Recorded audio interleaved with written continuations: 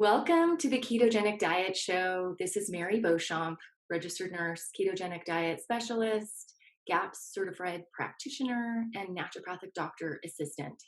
And I am beyond excited to be speaking today with Dr. Niki Young. And Niki, I just want to invite you to introduce yourself to our audience today and let us know a little bit about you. All right. Well, as Mary said, I'm a naturopathic doctor, um, and I met Mary through colleagues and friends. It's a small world, and like mine's, I specialize in naturopathic oncology, supportive patients in going through their cancer journey. And for the past 8 years, I've been training and redefining how we go about that approach. We call it the metabolic approach, where it is more focused on the patient and their terrain and not just tumor centric. Mm, beautiful. And what part of your life's journey led you to working with cancer patients, Nikki? Well, it was kind of a series of fortunate events, I would have to say. Starting with an unfortunate experience of losing my grandmother when I was 18 years old to colon cancer. She meant a lot to me and was a very formative person in my life. And then I was in freshman year of undergrad. I didn't have a major at that point. I didn't want to go on to be in medical school because I didn't see any benefit that my grandmother had during her final days. They just kept, throwing things at her and making things worse. And I just intuitively knew that there was more to how to treat the human frame. And so I said, well, maybe I go to dental school. And so the school I was at, they said, well, you would need to be a biochemistry major to do that. And I was like, really? How so? And I did. I became a biochemistry major, but then I didn't end up going to dental school, obviously. And I went to work in various fields with in chemistry and became very sick. And then it was through that being sick that I found out about naturopathic medicine. And then through that, I went to work in an office, and there was a need for people to be treated that were going through cancer treatments with intravenous therapies. I had, by that point, many years of training in intravenous therapies. So I said, okay, my background's in biochemistry. I know a lot about these intravenous therapies. Let me learn some more about how we can work with cancer patients. And it was very daunting because there was not very much out there or very much support either for what's now called integrative oncology. Um, so I took that on, and over the years met some very, very important mentors to me, and just learned everything I can, and I'm still learning everything I can from them. And now I absolutely love it. I think it's great to see that we can really make some changes in patient outcomes. Mm, beautiful. That's the long Beautiful. and short of it. Excellent. Thank you. So, when you say integrative, what does that word mean? Can you just explain that a little bit so we understand what modalities you're actually piecing together to consider it an integrative approach? Mhm. So the definition of integrative is basically, breaking the word apart, bringing things together, bringing multiple aspects, multiple modalities together synergistically to work together. Uh, in the integrative oncology field, it's defined as adjunctive therapy, things that support the patient during their conventional treatments. That was where my focus was for the first 7 years I was doing this. And then uh, then I've become trained by Dr. Nasha Winters in what we are calling the metabolic approach, which is instead of just focusing on the support of patients while they're going through their chemotherapy, radiation, and surgery, through the intravenous therapies, the supplements, maybe hyperbaric oxygen, talking about diet, nutrition. They're um, mind body, how their mental health is affecting their body. Those are the all important and and do very much help when we are help supporting somebody through their conventional treatments. But we are also now focusing the metabolic approach on how their body heals, what their body needs to heal, how their body is ignoring the cancering process and allowing the cancer to grow unchecked, so to speak. So in my world, the integrative part is more thorough investigation of the terrain of the person and modeling a treatment plan accordingly. Mm. And when you say the terrain, you are referring to what aspect of the human physiology? All of it. The terrain is like your garden, right? If you have a garden that's full of weeds and it's not growing good vegetables or flowers, you don't just go out there and pull the weeds and expect new, better weeds, better flowers or plants to grow. You nurture it, you give it new nutrition, you clear out the toxins. So in our our terrain is our overall our whole body, our physiology, our biochemistry, our experiences, what we've been exposed to, what our parents and grandparents were exposed to environmentally, what we consume on a daily basis, both through food and media, things of that nature. It's the whole environment that you're in. Yeah, this is really sort of the new frontier of cancer treatment that I'm seeing. And it really kind of goes back to epigenetics, right? And how the genome responds to the cellular environment. And it's so exciting for me to see that what we eat and what we bring in and our thought patterns and our mindset has such a big influence on that. And Hmm. all these other things that you're talking about as well. So we can work with that terrain and we can actually change the terrain. So instead of just going out and spraying Roundup on the weeds, like traditional cancer treatment offers, um, that would just be an analogy that comes up in my mind where we're actually going to add compost and we're going to add mulch and we're going to add, you know, fertilizer and like you said, the vitamins and minerals that may be lacking, so that our body has the building blocks and the tools to actually support the immune system so that the body can heal itself. And that has been my mission for, I would say, my entire career as a nurse, for the last 30 years is how can we influence and impact that fundamental foundational piece of our health. So Yeah, I don't think it's any coincidence that you started working with another naturopathic doctor along the way. yeah, I'm really excited to have now more naturopathic doctors that I am working with, like yourself and others that specialize in um, integrative oncology, and also just kind of bridging that gap between the patient and them, creating a team of allies that is going to be able to give them a bigger picture of possibilities that may not exist in just one avenue or the other. So this is really a way of bringing a lot of things together and empowering the patient, in my mind, to make an informed decision about their path that they want to go down that feels right for them. Having all that information, and what a blessing it is, and it's so beautiful that we can bridge that gap and bring all these pieces together and work with the oncologist and work with you know, whoever is part of that team, whether it's a shaman or a naturopath or um, an oncologist or a nurse or a nutritionist or a meditation specialist or whatever. My particular interest has been in bridging, like you said, that gap of really looking at what can you do at home that can influence your health Mhm. in a major way.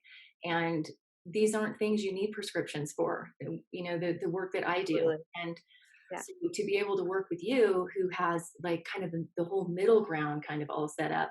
And then on the other extreme, there is the traditional medical route that has the oncology and the radiation and the surgery if necessary. Uh, Mhm. but then we have, just this beautiful, full, colorful rainbow of options now available to people. And that's really what I want to communicate, is that cancer is not a death sentence. It's a wake up call, and it's an opportunity. Absolutely. Yeah, Yeah. it's an opportunity to really look at your life and every aspect of your life, and to determine what it is that you're going to do differently. Because if you keep doing what you did, you're going to get more of what you already have. And You'll get more weeds. exactly. And we know now that we can intervene and we can make a difference. And that's what's so exciting. So thanks for being part of this amazing new paradigm shift in medicine. That's exactly what it does feel like. It does feel like a paradigm shift, and it is pretty exciting to be a part of it. And um, it's hard work though, for the patients, and I let them know that they're going to have to work hard. That this is a, like you said, a wake up call. Or as there's the book by Bruce Leshan, cancer as a turning point. Hmm. And that's very much what it was. Cancer was the thing that got your attention. Yeah. It's a symptom. It's not it is, we call it a disease, but it's more or less a result of dysfunctions that we've been allowing or ignoring. Our bodies are wonderful at homeostasis, at helping us to ignore the small slights in our physiology and anatomy until it becomes too big of a problem, and then suddenly we notice that it's there. So, but I do want to be sure to say that in the state of California, it is illegal to treat any cancer with anything but chemotherapy, radiation, and surgery. And so that's not the point of what we're trying to do, is take the place of that, because those are important tools. They really are. They're tools. They're aggressive tools, but if we need to use them, we will use them. But we will use them in the right timing and with the right support, so that they are less damaging to the healthy tissues and are more effective at doing their job. So we have that, and like you said, the rainbow. We have a wide, giant toolbox to draw from now. Yeah. And what we're learning with cancer treatment now is that if you have, if you're utilizing this medical model of chemo, radiation, surgery, particularly with chemo, and you have the lifestyle practices in place, the studies are showing that the chemo can be literally double as effective if you have this foundation set when you go in, having to do with the lifestyle pieces and the dietary pieces, and how your metabolism is already set up for success, potentially, if you make some lifestyle changes prior to these other modalities. So that's where you and I can work together in such a beautiful way, with really maximizing and potentiating all of the treatment protocols that are available to people. Yep. We use what we need to use and when we need to use them, and then we monitor the condition and through laboratory and symptomology, and make changes when necessary. Yeah. And yes, you're absolutely right. Going into using ketosis and intermittent fasting states prior to these oxidative treatments has been showing a tremendous increase in benefit and decrease in side effects. Is there something that you would say is particularly important if you were speaking to a cancer patient that they would want to consider as part of their protocols? Is there something that you would want to illuminate in that regard to any of the listeners that would be important for any cancer patient to know? Like you had said earlier, cancer is not a death sentence anymore. Um, so I'd like them to like them to get some support to remove the fear and anxiety that comes with that new diagnosis. That is it's immobilizing, and we need to be active. We need to be very, very proactive. And like we've been discussing, it's a change and major change in our lifestyle, and sometimes in our family's lifestyle. A lot of times you have to get everybody on board, because it's important. And it's uh, the saying, you can't pour from an empty cup. And all too often, the people that are the ones fighting with the cancer, they're the matriarch of the family or the patriarch of the family. They're responsible for so many things, and they don't fill their cup first. And so it feels foreign to them to have all this attention, to give themselves all of this care. And so it's necessary that their mindset gets turned around, to it is important to do these therapies. It is important to invest this time and this money and this effort into my care right now, because if not, then it's an uphill battle if we're still fighting that fear. We're still fighting that unworthiness of being cared for. And that I see the biggest obstacle. In that process of sort of surrendering to the reality that one needs support and help is so critically important. And on top of that, I would say community and family and connections and Hmm. relationships become incredibly important. I would say the potential for success in overcoming cancer is dependent on those relationships and those connections and that willingness to surrender into just being cared for. Like you said, that's such an important piece. So thanks for bringing that up. It's really awesome. Sometimes it's the things that, a lot of times it's the things that I don't have any control over. That I tell people that I can give you the best protocols. We can have the most latest and greatest things from around the world. And if you don't have some foundational pieces in place, and solid, supported foundational pieces, then the progress that we make will crumble. It'll fall. Yeah. So, Well, I find that that's about half of what I do. So half of it is sort of what I would call the mind and the mind body connection and how important it is to establish a proper dialogue with your body, your psyche, between your psyche and your physiology, so to speak. Um, and then the other half is diet. You can't really just do one or the other. For me, it's an integration of both, and it's a mind body approach. And mhm. when you start to look at somebody changing their diet, suddenly they need to look at all of their beliefs about nutrition.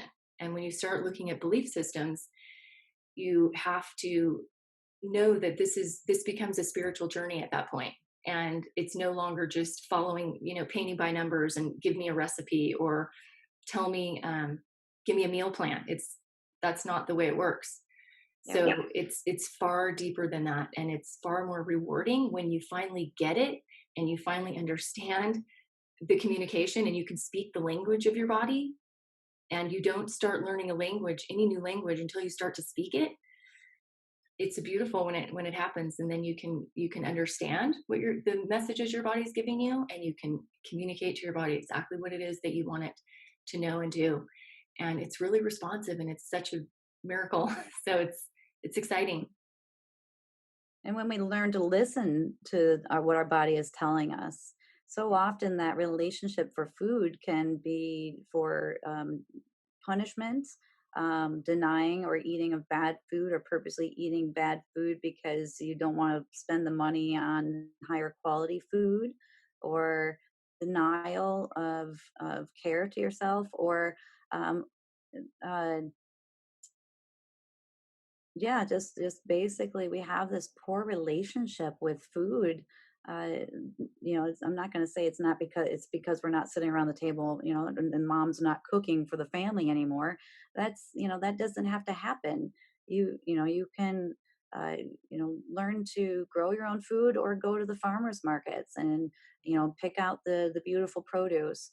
And then what I also see is a lot of people are so afraid to try something new and learn. They don't know how to cook it, and I find that that part is something that people, what you're doing with your coursework, and people, the YouTubers and stuff, showing like how to cook things. It's a wonderful time we have now with this access to just on demand information, that I'm really excited, and I encourage people to go and just jump in, get an eggplant, figure out how to cook it.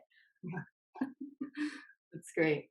Yeah, it is exciting times. There's so much possibility and change and hope. I would say there's so much hope for the cancer patient now, where maybe before it was such a limited realm of options available. And yeah, so I'm just really grateful that we have people like you out there doing your work. So thank you so And much for that. And I appreciate you too, Mary. any type of treatment or protocols that you're using that you want to speak to? It's not a one size fits all. It's not protocol medicine, as I might have said already. It's individualized and specific to the patient, but there are some cornerstones that are pretty common. One would be the high dose intravenous vitamin C therapy that's been studied for the past 40 years. And the mechanisms of action are varied, but the biggest one is that it can be an oxidative treatment. And that one we usually, probably about 90 to 95% of my patients that are in the later stages, that's a necessity to get them to uh, basically help. It helps with the chemotherapies, it helps with the radiation therapies, helps them recover faster from the side effects. um, it's just tons and tons of research behind the utility of that modality. I've been, for the last few years, really studying and working with mistletoe therapy, or viscum album extracts, particularly a version that comes from the Black Forest of Germany.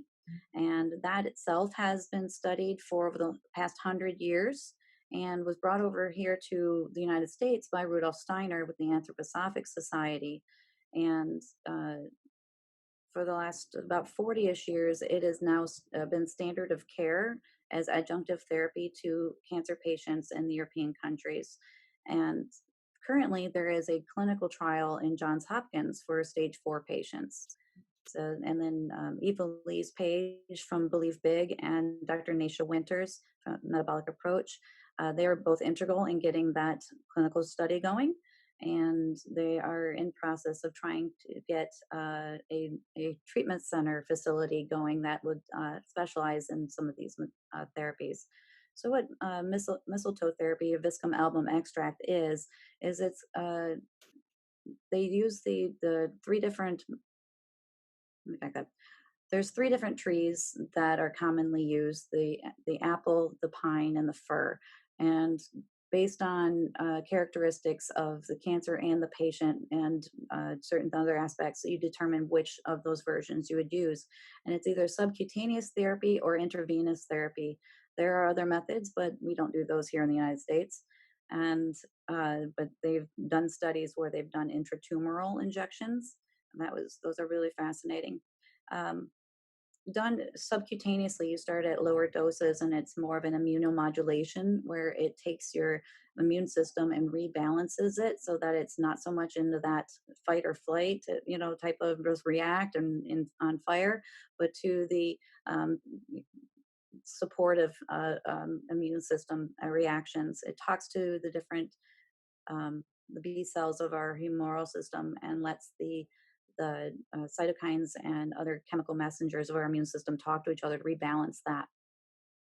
It can also be slightly anti-angiogenic, meaning it inhibits the new blood vessel growths. That is part of it's one of the hallmarks of a cancer cell, is its ability to draw new blood vessels to it.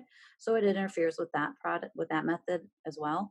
And then when we get up into the intravenous doses, we can really do some more supportive anti-cancer benefits, because we can get up into those much higher doses. A colleague of mine just published did a poster presentation at one of the integrative oncology conferences recently, where there was a stage 4 patient she had only using the sub Q version and had complete remission. So it's, I'm obviously, she's a naturopathic oncologist, and she also had probably done a lot of lifestyle, mental, emotional, all of the other stuff as well. But it was demonstrating that you didn't need to do the intravenous for it to be of benefit, that you could use it as subcutaneous as well. So that's fascinating and a lot of fun. Um, Especially when you get that wide-eyed look from people when you tell people that you're going to use mistletoe, and they're like, the parasite?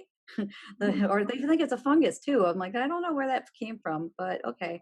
But yeah, it's a semi-parasitic plant, and the benefits. The reason why you pick the different trees is that those different trees have different phytonutrients, the phytochemicals, and that mistletoe was symbiotically growing on that plant. Because if the tree does lose the mistletoe, we know that that tree is about to die. So if you were to remove the mistletoe from a tree, it will end up dying. So they do have a synergistic effect when they get to that relationship. It's really an interesting plant. Mm. Um, I've been working with low dose naltrexone lately. That's an out of patent medication. It's been out of patent for 40 years, been studied by a grassroots group called the LDN Research Trust that's been collecting data on it for the last 40 years. They first discovered its utility in using it with patients that had Kaposi's sarcoma. And they found that those patients had eventually, anybody that is that ill, have about 20% of the endorphins as a normal, healthy human. And we know that we need endorphins for functioning of everyday life and feeling good and healing. And what they did with this medication at the low dose, we call it low dose because the normal dosing was 50 to 300 milligrams. And low dosing for commonly was 1.5 to 4.5 milligrams. We now have ultra low dose where you're doing 1 microgram. So it's such a range of different strengths that we can use on it.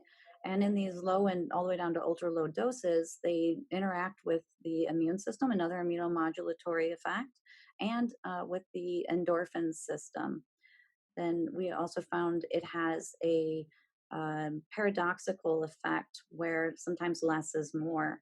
And that's really entertaining as to watch too, where you're dosing, you're titrating a patient up in dosing, and you go to the next one thinking that that's where you're supposed to go, but their benefits fall off. They're like, hey, I felt better on that dose. It's like, okay, let's go back to that dose. So again, this is a method of listening to your body, listening to the reactions that you're getting from these treatments, and then we can modify your plan accordingly. Wow. So those are the three main cornerstones of mine, aside from the supplement regimens, the laboratory assessments, and evaluating what is necessary. Awesome. That's so exciting. I love hearing that. It's almost like a homeopathic dose, so to speak. And the effectiveness of some of the most subtleties in the body can be so profound.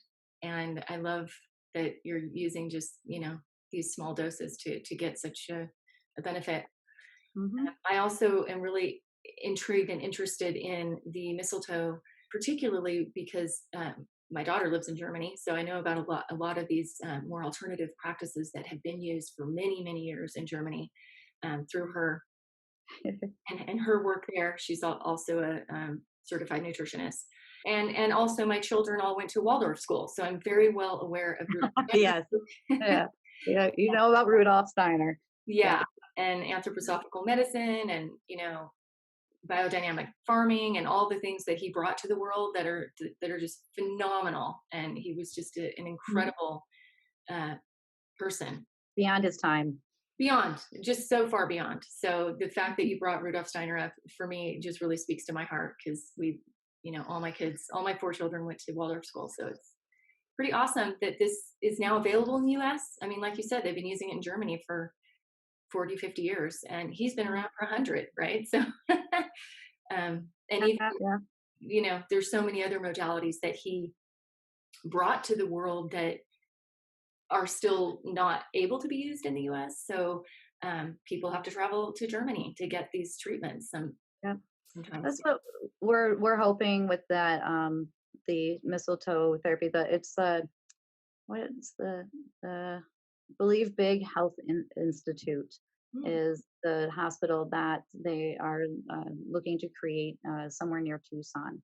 Oh, So it's in the I don't know what stages it's in, but it's being talked about in our little group of naturopathic oncology, support, and uh, really excited that that's actually going forward, and it's necessary because there's a lot of times where I would like to help certain people, but they need inpatient care around the clock, and I don't have the facility for that. mm, So there are people, unfortunately, that I have to turn away, and I gather resources of different places that I think would be acceptable to them, that are, still have they have the all of the conveniences of our modern medical technologies that are necessary in their situation, but also are open to the integrative and alternative and complementary, or whatever term you want to use for what we do. right. They're more open and allowing for that. So, I have a handful of different centers that I refer people out to when it's out of my hands. Mm. That's really good to know. Thank you for sharing that. What is there anything you could say to someone who's just going down the conventional path and maybe not seeing the results that they were expecting? Yeah, I would say that they are the driver of their bus, and that if they, in their heart and their gut, and, doesn't feel like it's the right thing to do, um, it in honestly make sure that it's not the fear driving that bus, but get get to know someone like myself, and uh, reassess the situation and figure out what is the most appropriate way to go about a lot of I'd have to say majority of the stuff that I do works really well synergistically with conventional care. So I really like it when somebody comes to me at the beginning of when they first get diagnosed, like right out the gates, and we can go at it with all of the tools that are necessary at the same time. Is waiting until they've gone through everything and they've heard those horrible words, "There's nothing left for you." Right. That's hard. It's not not impossible, but really, really hard. Yeah, that's really good advice. So I would just reiterate that if you're somebody listening and you are affected by cancer or struggling with your own recovery or know of a family member or loved one, I just want you to know that there are alternatives and there are lots of options and there's lots of successes that are happening right now. Keep exploring, keep following your gut and your knowingness about what's right for you and what isn't. And I would just want to leave people with a vision that they get to put together a team of people that they feel are in alignment with their beliefs, and just that it's so important that you have a team of allies that are all working on your behalf and that you ultimately are the one making the decision. You're the final decision maker.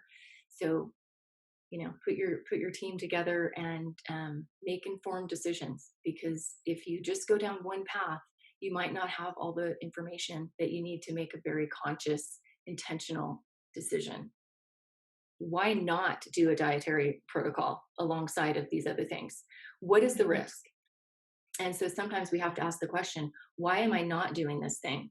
If you ever hear the words, "There's just no science behind that, there's no evidence to support that," I then you're dealing with somebody that has not taken the time to look, and just go, "Okay," and move on to somebody else, because it is out there. The evidence is out there. There is tons of science behind it. I can explain it.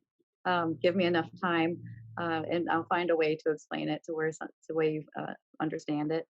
I am actually in my small family, I am the nerd, and I'm used to breaking things down to my family's level of understanding. So I do a wonderful job of that with my patients, of taking very complicated, complex information and breaking it down to how they understand it, so that it adds meaning to it and motivation as well.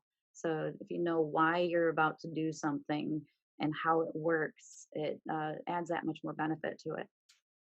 Absolutely. And so much of the outcome, the positive outcome, is based on the patient's belief system. And if they believe that they're doing the right thing, and they believe that they're making a choice because they feel it's the right thing to do for them, that is such a big piece of this. And to really believe that whatever they do is going to be helpful and beneficial. If you're doing something that you don't actually think is going to help, you should really think twice about doing it, because your body knows the difference. Your body listens to all of that energy and those thoughts that you have kind of behind the scenes. So pay really close attention to that inner dialogue and that inner voice of knowing. It's really, really important for any cancer treatment to be successful. You have to be 100% committed and on board and believe that it is truly going to help you. And that's where the education in knowing, if you know how something works and you know why it could be beneficial, then you can fully embrace it. And it's going to have a much greater impact on your body if you can. Mhm. 100%. I agree with that 100%. Mindset is everything. Yeah, absolutely. Well, I know that we have so much more we could talk about, and um, yeah, we'll do this again, and I I hope look we forward can to it. kind of go into the deeper layers. And so this is just kind of the first layer. And Yeah, the intro, the syllabus. yeah, exactly. Yes. Is there any one thing that you might want to leave people with? I think you touched on that beautifully just now with that mindset, that belief, whether you believe in it or not, that makes all the difference. And I think if we start with that, then working with trusted professionals to develop the plan that is that is dedicated to your particular situation, not just a protocol cookie cutter plan. That's where the I guess that's where the magic is, Yeah, right? yeah, that's where the magic is. Yeah. Thanks, Nikki. Thank you. Dr. Young, I am delighted that you joined me today, and you can find me at ketogenicdietcoach.com. And Dr. Young, please let us know where we can find you. All right. So we are currently about to open up our clinic in Fair Oaks, California. And you can find me at drnikiyoung.com. That is DRNIKIYOUNG.com. Great. And that's all we need, is just one little pebble on the trail. So we will find you there. And I wish you all the best. I'm excited to be working with you on so many projects right now. And I see that you're just doing so much good out there. And the people that we are holding together on this journey are just absolutely raving. So I'm so excited to be part of this with you. And again, drnikiyoung.com. Nikki with 1K. Ah, Nikki with 1K, that's important. Okay. All right. Yeah. Dr. Young, thank you again, and have a wonderful day. Thank you so much for joining us. Thank you, Mary. Thank you for having me. Thank you for collaborating with me on our keto projects. You're a godsend. Thank you. Mm, thank you so much, Nikki.